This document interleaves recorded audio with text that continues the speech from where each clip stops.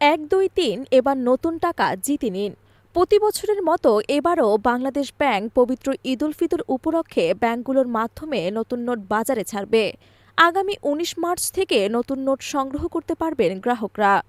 ২৫ March পর্যন্ত সাপ্তাহিক ও সরকারি ছুটির দিন ব্যতীত পুরাতন টাকা দিয়ে নতুন নোট সংগ্রহ করতে পারবে সাধারণ জনগণ এবং একজন মানুষ সর্বোচ্চ ১৮,৫০০ টাকা সংগ্রহ করতে পারবেন। রোববার বাংলাদেশ ব্যাংক এসব তথ্য জানিয়েছে। কেন্দ্রীয় ব্যাংকের পক্ষ থেকে জানানো হয়েছে, আগামী ১৯ মার্চ থেকে বাংলাদেশ ব্যাংকের বিভিন্ন অফিসের কাউন্টারের মাধ্যমে জনসাধারণের মাঝে নতুন নোট বিনিময় করা হবে।